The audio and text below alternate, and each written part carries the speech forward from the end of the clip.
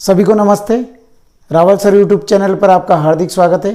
मैं राजेश रावल आज आपको क्लास 10th की जो 5वीं प्रश्नावली है समांतर श्रेणी का उसको जो इम्पोर्टेंट सवाल है उसको मैं सोल्व कराने जा रहा हूं कि समांतर श्रेणी में हमें इसका पदों का योगफल क्या होता है और पदों की संख्या क्या होती है, पदों इसमें से हमें कौन सा सूत्र लगता है, कौन सा सूत्र कब लगता है, इसके बारे में हम चर्चा करेंगे। तो चलिए हम शुरुआत करते हैं।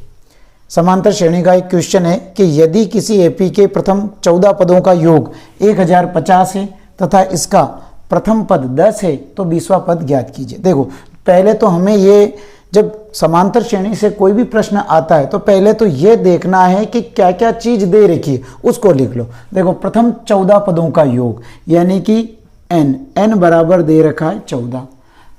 प्रथम 14 पदों का योग 1050 है यानी कि क्या दे रखा है इसने S14 बराबर दे रखा है 1050 यानी कि ठीक है। अब इसके बाद में इसका प्रथम पद यानी कि प्रथम पद का मतलब A1 या A दे रखा है आपको 10। फिर पूछा है तो 20वां पद ज्ञात कीजिए। तो 20वां पद तो हम बाद में ज्ञात करेंगे, पहले हम क्योंकि हमारे पास में n है A है लेकिन D नहीं है और हमें दे रखा है Sn वाले सूत्र से। Sn वाले से योग का मतलब होता है Sn, ठीक है। तो Sn का सूत्र होता है Sn बराबर n/2 कोष्टक 2a plus n-1 d।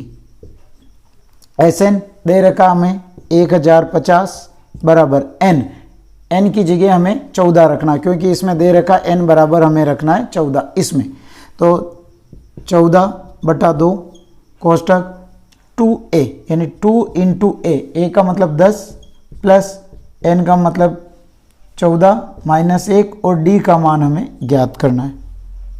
2 7 14 1050 बराबर 7 कोष्टक 2 10 दूनी 20 प्लस इधर बचे हमारे पास में 13 और 13 को d से गुणा किया तो 13d।